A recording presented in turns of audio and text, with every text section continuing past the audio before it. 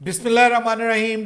अस्सलाम वालेकुम नाजरीन, मैं हूं बाबर हयात और आप देख रहे हैं 24/7 उर्दू न्यूज़ पर बाबर हयात शो। नाजरीन, पाकिस्तान टीम के कप्तान मोहम्मद रिजवान और हेड कोच आकिब जावेद के दरमियान इख्तलाफात शिद्दत इख्तियार कर गए हैं और अब इन दोनों में से किसी एक का या फिर दोनों का क्या जाना ठहर गया है, ये इस वक्त सबसे बड़ा ख्याल है और सवाल भी है। आप सब लोग जो पूछ भी रहे हैं कि इनमें से किसकी छुट्टी होने जा रही है। बात इनके दरमियान अब सुलह सफाई से की जो हद है उससे तो आगे जा चुकी है और मामला काफ़ी तल्ख हो गए हैं। असल में ये सारे मामला इस जगह तक कैसे पहुंचे हैं? क्या ये अब का मामला है? क्या ये इसी सीरीज की बात है या इससे पहले की कोई तलखी है जो साथ चल रही है? और बाबर और मोहम्मद रिजवान को T20 से क्यों निकाला गया है? क्या ये उनकी परफॉर्मेंस की बुनियाद थी या फिर कोई और मसला था जिसकी वजह से उनको T20 में निकाला गया और फिर ODI की टीम में क्यों शामिल किया गया? इसके पीछे भी सोर्सेज कोई रीजन बता रहे हैं। उसके ऊपर मैं मुकम्मल आपको अपडेट करने जा रहा हूं। ये जो लड़ाई है, ये जो इख्तलाफ है, इसमें अब मोहम्मद रिजवान भी खुलकर सामने आ गए हैं। दूसरी जानिब आकिब जावेद जो हैं उन्होंने तो अपने तीर पहले से चला दिए हुए हैं, जिसकी वजह से अब आप देखिए कि मोहम्मद रिजवान ने अपना जो प्रेस कॉन्फ्रेंस किया उसमें उन्होंने खुल के उसके ऊपर बात की है और उनको भी पता है कि उनके आगे भी क्या राइटिंग ऑन द वॉल लिखा हुआ है और इसलिए उन्होंने भी अपनी कश्तियां जला दी हैं। अब ये ऊंट किस करवट बैठने जा रहा है और कब तक इसके ऊपर फैसला होगा? सबसे बड़ा सवाल, क्या फौरन इस पे फैसला होगा या ये सब कुछ जो है वो PSL के अंदर जो है वो डुबो दिया जाएगा इस कश्ती को और हम PSL में मसरूफ हो जाएंगे और उसके बाद फिर वही का वही रहेगा। जो क्रिकेट के फैंस हैं और इवन जो हम जैसे एनालिस्ट हैं टूटे पजे, वो भी ये पूछ रहे हैं कि भाई मोहसिन नकवी साहब, आखिर सर्जरी कब होगी? आप सर्जरी का हर बार वादा करते हैं लेकिन सर्जरी होती हुई नजर नहीं आती। आखिर ये सर्जरी कब होगी? तो कुछ हमारे दोस्तों से हमें ये खबरें मिल रही हैं कि ये सर्जरी कब होगी या नहीं होगी। इस पे आज की इस वीडियो में मुकम्मल तफसील के साथ बात करेंगे। साथ में पाकिस्तान सुपर लीग भी अब जनाब चंद दिनों की दूरी पे है और उसमें इस बार कमाल हुआ है। ज़बरदस्त किस्म का कमेंट्री पैनल जो है वो सामने आया है जिसमें बड़े बड़े नाम हैं और कुछ लोगों के तो डेब्यूज होने जा रहे हैं बतौर कमेंटेटर के। कुछ नई टेक्नोलॉजी का भी इस्तेमाल हो रहा है पाकिस्तान सुपर लीग में इस हवाले से भी। और फिर मोहम्मद रिजवान के ऊपर थोड़ा क्रिटिसिज्म और भी हो रहा है कि उन्होंने PSL के हवाले से बात की है कि हमारे फैंस जो हैं वो हमसे नाराज़ ना हो, हम PSL में उनको खुश करेंगे। कुछ इस हवाले से भी फैंस बहुत नाराज़ हैं, इस पर भी बात करेंगे। और फिर आपको ये भी बताऊंगा प्रोग्राम के स्टार्ट में कि खुशदिल शाह के साथ और पाकिस्तान की टीम के साथ जिन लोगों ने की थी ना जी बदतमीज़ी और जिनके ऊपर खुशदिल शाह चढ़ दौड़े थे, और आपको पता है कि फिर खुशदिल शाह जो है वो पठान है, वो तो फिर नहीं छोड़ेगा ना जब बात उसके वालिद साहब पे आएगी। अब खुद उन्होंने मुझे बताया कि जी उनके वालिद साहब को भी उन्होंने गालियां दी हैं और पाकिस्तान को भी गालियां दी हैं, तो ये तो बर्दाश्त नहीं हो सकता। तो उस पर उसने पाकिस्तान का झंडा उठाया, अपने कल्चर का झंडा उठाया और उसने, हालांकि हम ज़बान है, एक ज़बान बोलने वाले, लेकिन उसने पाकिस्तान की वैल्यू, पाकिस्तान को वैल्यू किया और उसने इधर देखा ना उधर देखा, चढ़ दौड़ा उनके ऊपर। और अब उनको भी ये सब कुछ करना महंगा पड़ गया है। जी हाँ, उनको सजा सुना दी गई है। न्यूजीलैंड क्रिकेट बोर्ड ने सर उन दोनों शतूंगड़ों को जिन्होंने पंगा लिया पाकिस्तान के साथ, मैच हारे अलग मामला है, बुरी परफॉर्मेंस अलग मामला, हमने उन पर तनकीद करनी है लेकिन वो क्रिकेट की बेस पे होनी चाहिए।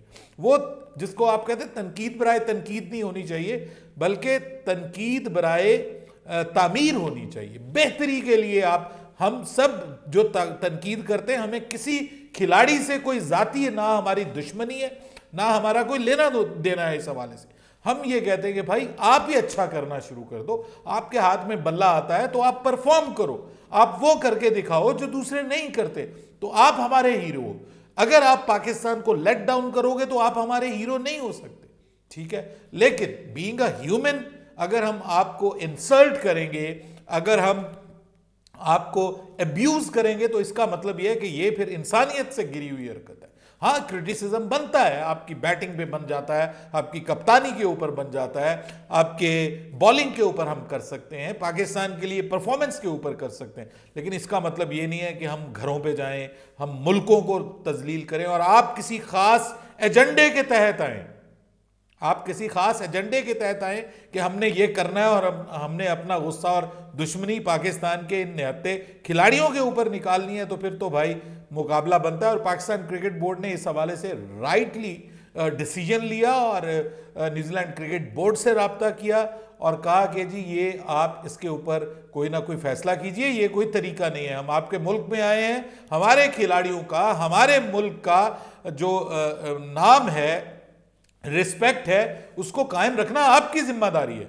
तो फिर न्यूजीलैंड क्रिकेट बोर्ड ने जनाब अभी एक कदम उठाया है कि उन दोनों फैंस के ऊपर जिन्होंने ये बदतमीजी की, जिन्होंने ये बेगैरती की, रदर मैं ये कहूंगा, उनके ऊपर 2 साल की पाबंदी आयद करती है। वो न्यूजीलैंड के किसी भी क्रिकेट ग्राउंड में दाखिल नहीं हो सकेंगे।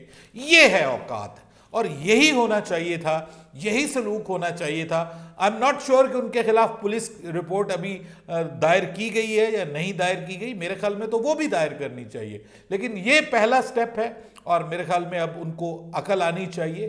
तमीज़ के दायरे में रह के आप जो करना चाहते हैं करें।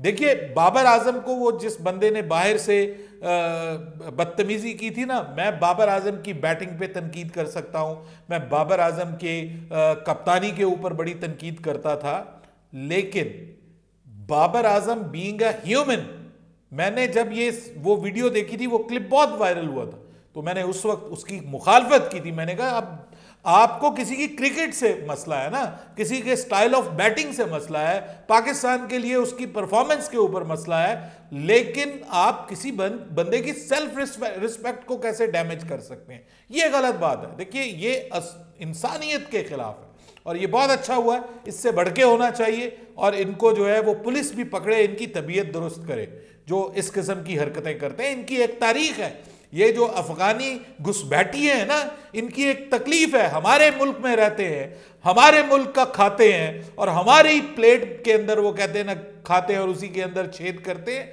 ये लोग हैं, ये शर्म आनी चाहिए। ये बेशर्मों का टोला है, सबकी मैं बात नहीं कर रहा हूं, लेकिन ये जो लोग कर रहे हैं, ये नहीं कि सारे अफगानियों की मैं कोई ब्लैंकेट उनके ऊपर तनकीद कर रहा हूं। बहुत अच्छे लोग हैं जो वाकई ये समझते हैं कि हम आपस में भाई भाई हैं, हमें अमन और सुकून से रहना चाहिए। लेकिन ये जो शतूंगड़े हैं, इनके जो कीड़े हैं, वो निकालने की जरूरत है और प्रॉपर इनके साथ इनको हैंडल करने की जरूरत है। बहरहाल, अब बात कर लेते हैं जनाब, थोड़ा सा इंपॉर्टेंट, बहुत इंपॉर्टेंट इशू है, और वो है मोहम्मद रिजवान और आकिब जावेद, या ओवरऑल मैनेजमेंट प्लस आपकी जो इवन सिलेक्शन कमेटी है।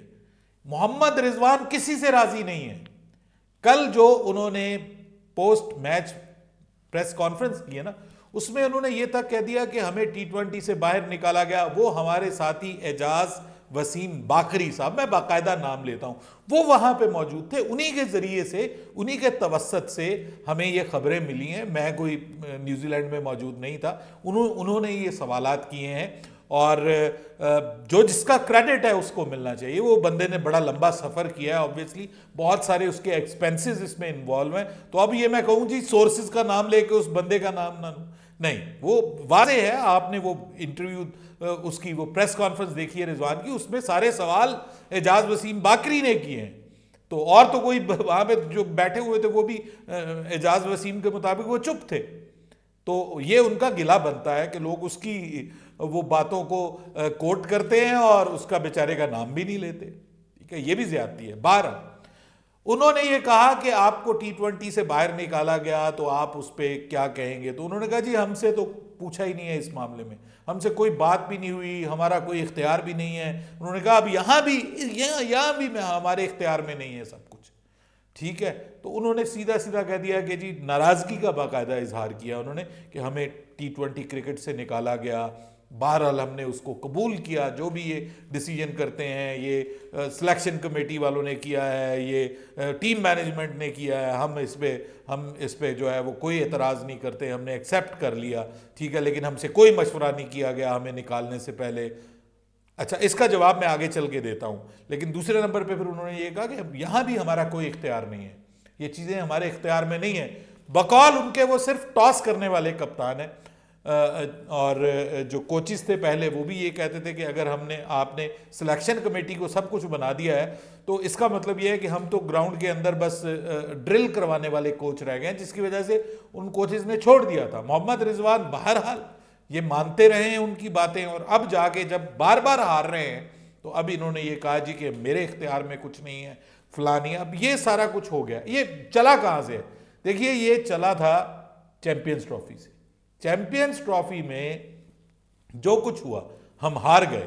भारत से जब हारे हैं तो वहां पे मामला खड़ा हो गया कि जी सारे प्लेयर परेशान थे कि हम इंडिया से हार गए। तो वहां पे सुनने में आया कि मोहम्मद रिजवान और बाबर ये दोनों मिलके कह रहे थे कि टेंशन मत लो, फारिग होगी तो सिलेक्शन कमेटी होगी, फारिग होगी तो ये मैनेजमेंट फारिग होगी, हमें कोई नहीं फारिग करेगा, हमें कुछ नहीं होगा। वो खिलाड़ियों के अंदर से ही किसी ने पैगाम सिलेक्शन कमेटी को भिजवा दिया और उसी में से ये पैगाम जो है वो टीम मैनेजमेंट तक पहुंच गया।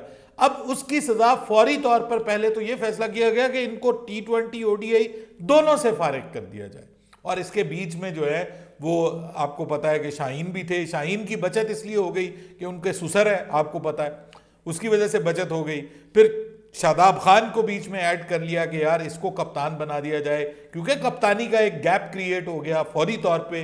मोहम्मद रिजवान फारिग तो कप्तान कौन बनेगा, तो कप्तानी का गैप था, तो शादाब को लाने की कोशिश की गई। लेकिन शादाब के ऊपर जब क्रिटिसिज्म हुआ तो फिर आखिरी लम्हात में आगा सलमान को लाया गया। तो आगा सलमान ने, क्योंकि उनकी अपनी परफॉर्मेंस T20 में बेहतर थी, तो आगा सलमान जो है वो उन्होंने क्योंकि अपनी परफॉर्मेंस बेहतर की, तो इस वजह से आगा सलमान के ऊपर बात टिक गई है अभी तक फिलहाल, और वही T20 के कप्तान बनते हुए नजर आ रहे हैं। लेकिन T20 से पहले इनको फारिग किया गया और यह सोचा गया कि ODI में भी अगर इनको फारिग किया गया तो ये फील होगा कि ये जो इन्होंने बात की है ना, इसका ये रिएक्शन है। तो इसलिए ODI में इनको रखा गया, और इस वजह से रखा गया कि पाकिस्तान की ये टीम चले, वहां पे सीनियर टीम है, हम जीत जाएंगे, और आकिब जावेद के ऊपर भी किसी किस्म का क्रिटिसिज्म नहीं होगा, क्योंकि T20 का तो इनको ऑब्वियसली पहले पता था कि हमने हार जाना है। तो आकिब जावेद के ऊपर भी क्रिटिसिज्म नहीं होगा, ये सीनियर्स के ऊपर भी क्रिटिसिज्म नहीं होगा, और सीनियर्स थोड़ा सा इन भी रहेंगे। और उसके बाद फिर आपको पता है पूरा साल कोई ODI टूर्नामेंट ही नहीं है ना, अगले 2026 में ODI टूर्नामेंट है। T20 क्रिकेट है तो ये वैसे ही बाहर हो जाएंगे। ये प्लान करके इनको आर्जी तौर पर वनडे में शामिल किया गया था फेस सेविंग के लिए। अब अगर ये इस मुकाम पे आ गए हैं कि जनाब मोहम्मद रिजवान अब यहां पे आके एंड में अपनी कश्तियां जला बैठे हैं और उन्होंने कहा कि भाई हमारा कोई इख्तियार नहीं है, तो मुझसे आप फिर पूछते क्यों हैं कि हम क्यों हारे। तो मैं उनसे सिर्फ ये पूछता हूं। अब आ जाए मोहम्मद रिजवान के ऊपर। देखिए, बात यह है कि चैंपियंस ट्रॉफी में मोहम्मद रिजवान की 2 मैचेस हमने खेले, क्या परफॉर्मेंस थी।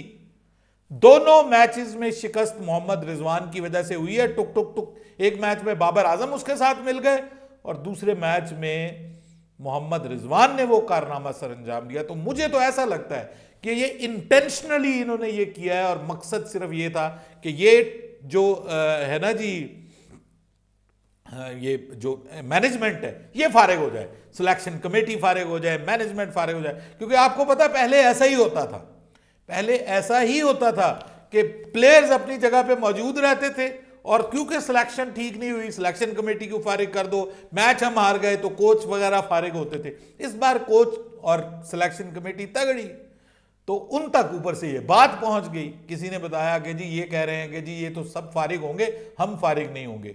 मेरी पर्सनल फीलिंग है, मुझे लगता है कि इंटेंशनली ये जो सीनियर्स का ग्रुप है ये जीतना नहीं चाहता, और मकसद ये है कि क्योंकि हम मुस्तकिल हारे, बार बार हारे, तो इसकी वजह से जो है ये फारिग हो जाएंगे, मतलब आकिब एंड को फारिग हो जाएंगे। हम ऑब्वियसली हमारी PR टीम्स हैं, हमारा सब कुछ है, और लोग हमारे पीछे हैं, फैन फॉलोइंग है, सब कुछ है तो हम दोबारा वापस आ जाएंगे। सर ये प्लान था, ये मेरी जाती है एक जिसको कहते हैं ना परसेप्शन है मेरी। ये नहीं है कि मेरे पास ये पक्की खबर है, ये मुझे लगता है, मैं गलत भी हो सकता हूं। लेकिन बात ये है कि बार बार आप ऐसा परफॉर्म करते हैं कि जहां पे देखिए, ये मुझे क्यों परसेप्शन बेहतर मुझे फील हुई कि मेरी ये करेक्ट है, जिस तरह से मोहम्मद रिजवान खेल रहे हैं चैंपियंस ट्रॉफी से लेके इस टूर्नामेंट में भी, इस सीरीज में भी आप देख लें उनकी क्या परफॉर्मेंस है। बाबर रन्स बना रहे हैं लेकिन इंपॉर्टेंट मौकों के ऊपर जब आप 126-27 की स्पीड से बॉल करने वाले डैरल मिचेल को हुक करेंगे और वो भी बाहर नहीं फेंक सकेंगे, तो फिर सवाल तो उठेगा सर कि आपकी या तो कैपेबिलिटी नहीं है या फिर आप खुद वो काम कर रहे हैं कि भाई मेरी 50 हो गई, इट्स ओके, मैच हमने नहीं जीतना। ठीक है, मोहम्मद रिजवान मेरे 37 हो गए, 30 बन गए, 37 हो गए, अब हमने कुछ नहीं करना, मैच नहीं जीतना, ताकि प्रेशर आए मैनेजमेंट के ऊपर और मैनेजमेंट सब कहें आकब को निकालो, फलाने को निकालो, टिमके को निकालो, और जी हमारे हाथ में तो कुछ है नहीं। भाई जब मैच बल्ला आपके हाथ में है तो तब आपने क्या किया? पिछले 5 मैचेस 6 मैचेस देख ले, बल्कि हाँ 5 मैचेस बनते हैं, उसमें बतौर बल्लेबाज आपकी क्या परफॉर्मेंस है, क्या किया आपने? एक मैच में आपने कर दिया वो जो ट्राई नेशन वाला था, उसके बाद मतलब कर सकते हैं लेकिन कर नहीं रहे। तो मुझे ऐसा लगता है व्यूअर्स कि इसके पीछे ये रीजन थी। अब होने क्या जा रहा है, दोनों के जो मामलात हैं वो पहुंच गए हैं आखिर तक। तो सर मेरी खबर ये है कि पाकिस्तान क्रिकेट बोर्ड इनको T20 में तो नहीं लेके आ रहा। पहले बाबर के बारे में सोचा जा रहा था, लेकिन अब बाबर भी T20 में नहीं आ रहा और रिजवान भी T20 में नहीं आ रहा, अनटिल और अनलेस के वो एक्स्ट्रा ऑर्डिनरी बहुत ही हाई किस्म का स्ट्राइक रेट के साथ वो T20 खेलते हैं इस PSL में। मैंने आपको ये बताया था कि ये PSL इन दोनों के लिए एक लिटमस टेस्ट है कि ये क्या अपने स्ट्राइक रेट को बढ़ाएंगे, क्योंकि अब 150-160 वाला दौर नहीं है, अब 200 प्लस वाला दौर है, अब 250 वाला दौर है। भाई दुनिया की क्रिकेट यहां पे पहुंच गई है। अब आपका वो पुराना स्टाइल के शुरू में टुक टुक करेंगे, बाद वाले आके बना के 170-80 बना लेंगे, वो वाला दौर खत्म हुआ चाहता है। तो अब इनके ऊपर नजर रहेगी, लेकिन फिलहाल पाकिस्तान क्रिकेट बोर्ड यही चाहता है कि हम ने यंगस्टर्स जो टीम के अंदर डाले हैं, उन्हीं यंगस्टर्स में मजीद यंगस्टर्स को आगे पीछे करेंगे, मजीद नए लड़कों को आगे पीछे लाया जाएगा। पुरानी कहानी खत्म हो गई। जो सीनियर्स हैं उनमें जिनकी वापसी हो रही है वो साइम अयूब हैं, वो फ़खर जमान है। ये वो लोग हैं जो सेल्फलेस क्रिकेटर हैं, जो फॉर्मेट के मुताबिक खेलते हैं, अपनी इनिंग्स को नहीं देखते, अपनी एवरेज को नहीं देखते। तो इसलिए बाबर रिजवान क्रॉस, ठीक है, इनकी हो रही है छुट्टी। रिजवान की कप्तानी के हवाले से भी बात हो रही है कि फौरी तौर पर मुमकिन है उनकी कप्तानी के हवाले से ऐलान कर दिया जाए कि उनको ओडीआई से सैक किया जा रहा है। जी हाँ, ये भी हो सकता है, और ये PSL से पहले और PSL के दरमियान ही हो सकता है कि ये हमारा मुतालबा भी है कि भाई आप ये काम ये ना हो कि PSL के चक्कर में हम पड़ जाएं और फिर बाद में बहुत जल्दबाजी में कोई डिसीजन हो। क्योंकि अभी PSL के साथ साथ खबरें ये आ रही हैं कि PSL के साथ साथ जो है वो खिलाड़ियों के कैंप्स भी लगाए जाएंगे जो PSL में नहीं है, उनको नेशनल क्रिकेट एकेडमी में बुलाया जाएगा, उनकी टेक्निक्स के ऊपर काम किया जाएगा। तो ये खबरें आ रही हैं, और अब ये चंद दिनों में एक हाई लेवल की मीटिंग होगी, उसमें कुछ फैसले भी होंगे, और उम्मीद करते हैं कि इस बार कुछ ना कुछ जो है वो फैसला किया जाए। अब बात आ जाए आकिब जावेद की। साहब आकिब जावेद भी यहां से मैं तो कहता हूं पूरे का पूरा चेंज होना चाहिए, सेटअप सिस्टम चेंज होना चाहिए, क्योंकि आकिब जावेद के कुछ डिसीजंस ऐसे हैं कि जो समझ से बालातर हैं। 4 बॉलर्स को खिलाना ये किसकी साइंस है, मतलब ये समझ से बालातर है। सुफियान मुकीम को पीछे रखना, खुशदिल शाह को तीनों मैचेस में बिठा देना कि वो T20 खेला है। अरे भाई ओडीआई में वो परफॉर्मर है, आप देखिए वो ओडीआई का परफॉर्मर है, उसको आप तीनों मैचेस में मौका नहीं दे रहे। तैयब ताहिर को ब्लैंकेट आपने पूरे के पूरे मैचेस खिला दिए, हालांकि वो आपको कोई मैच कोई कन्विंसिंगली वो परफॉर्म नहीं कर पाया। तो इस वजह से मुझे तो सर ये साहब भी थोड़ा सा यहां से लगते हैं कि क्रिकेट में वो वाला काम नहीं है, अपनी मर्जी, जिद, वो सब कुछ है। और अजहर महमूद को तो बिल्कुल फारिग होना चाहिए। He is not a capable bowling coach, और बैटिंग कोच भी अगर आपने रखना है तो किसी ऐसे को रखें जो बाकायदा बैटिंग कोचिंग की, जिसकी बाकायदा एजुकेशन हो, क्वालिफिकेशन हो, उसको रखिएगा बैटिंग कोच। तो ये चेंज होनी चाहिए। अब पीएसएल स्टार्ट हो गई है तो मोहम्मद रिजवान कहते हैं हम पीएसएल में अपने फैंस को खुश करने की कोशिश करेंगे। यार वैसे अफसोस की बात है, इंतहाई अफसोस की बात है कि ये बात इन्होंने की है। पीएसएल एक फ्रेंचाइज क्रिकेट है यार, प्राइवेट क्रिकेट है, आप उसकी बात कर रहे हैं कि जी हमने उनको खुश रखना है। ये बड़ा अफसोस की मैंने खबर सुनी है। और मुझे जो मैंने उनकी देखी प्रेस कॉन्फ्रेंस, उसमें उन्होंने कहा कि हम पूरी कोशिश करेंगे अपने फैंस को खुश करने की, राज़ी करने की। तो ये बहुत फजूल किस्म की उनकी बात है, और फैंस को खुश होना भी नहीं चाहिए। और ये पीएसएल के चक्कर में ये इनके काले करतूत जो है ना, वो उनके ऊपर वो उनकी नज़रअंदाज नहीं होने चाहिए। बहरहाल जी, पीएसएल में इस बार बड़ी तगड़ी किस्म की कमेंट्री टीम आई है, और इस बार एक ऐसा भी काम किया गया जो इससे पहले नहीं हुआ पीएसएल में, कि उर्दू कमेंट्री मुस्तकिल चलेगी। तो उर्दू फीड अलग से होगी, इंग्लिश फीड अलग से होगी, जस्ट लाइक आईपीएल जिसमें हिंदी कमेंट्री अलग से हो रही होती है और इसके अलावा इंग्लिश कमेंट्री अलग से हो रही होती है। तो जो फीड आप सुनना पसंद करते हैं वो आप सुनते हैं, मुख्तलिफ चैनल्स पे मुख्तलिफ फीड्स चल रही होती हैं। तो इस बार, पहले ये होता था कि बीच में उर्दू कमेंट्री आती थी, लेकिन इस बार अलग से होगी। लेकिन बड़े नाम है जी, बहुत तगड़ा कमेंट्री पैनल अनाउंस हुआ है जिसमें मार्क निकल्स हैं, उसके बाद मार्क निकलस हैं, उसके अलावा मार्टिन गप्टिल हैं जी, ये भी डेब्यू कर रहे हैं कमेंट्री का पीएसएल में। उसके अलावा सर एलिस्टर कुक हैं, इंग्लैंड के, बड़ा नाम है। जेपी डोमेनी है, माय फेवरेट माइक हेजमैन है, ज़बरदस्त किस्म के कमेंटेटर हैं। मार्क बुचर हैं, ये पहले भी आ चुके हैं। डोमिनिक कॉर्क हैं, ये भी पीएसएल में आ चुके हैं। और लीजा स्टाइलर ये हैं, ये पहली बार आ रही हैं खातून, ये भी अपना डेब्यू कर रही हैं, स्टेलका। और इसके अलावा अतर अली खान, ओ सुपर हीरो बांग्लादेश से, ये पहली बार आएंगे। वकार यूनुस, आमिर सोहेल, दो कप्तान, बाजिद खान, ये तो हमेशा ही होते हैं। रमीज राजा और वसीम अकरम डेब्यू करने जा रहे हैं जी, कमाल हो गया है। पहली बार पाकिस्तान के 4 कप्तान, वकार यूनुस, आमिर सोहेल, रमीज राजा, वसीम अकरम, उसके अलावा सिकंदर बख्त और उरूज मुमताज़। जबकि उर्दू कमेंट्री में बड़े नाम है जी, तारिक सईद पाकिस्तानियों के फेवरेट हैं। इसके अलावा कमाल उर्दू कमेंट्री करते हैं इस वक्त, बेस्ट यही हैं। मरीना इकबाल हैं, अकील समर हैं, अली यूनुस, वकार यूनुस के भाई जो हैं वो हैं। इसके अलावा सलमान बट होंगे जी, बट साहब भी अपने आ गए हैं कमेंट्री में। और एरन हॉलैंड हैं, ये प्रेजेंटर्स में शामिल हैं, और ज़ैनब अब्बास। तो बड़ा तगड़ा किस्म का पैनल भी है। और साथ में एक नई टेक्नोलॉजी है जी, आर्टिफिशियल इंटेलिजेंस के जरिए नो बॉल डिटेक्शन, उसके बाद रियल टाइम में पता चलेगा कि जी ओवर रेट क्या चल रहा है। रियल टाइम में आपको स्क्रीन के ऊपर जो है वो रीप्लेस नजर आएंगे। फिर उसके बाद जो डीआरएस टेक्नोलॉजी है उसको भी फ्लॉलेस किया जा रहा है।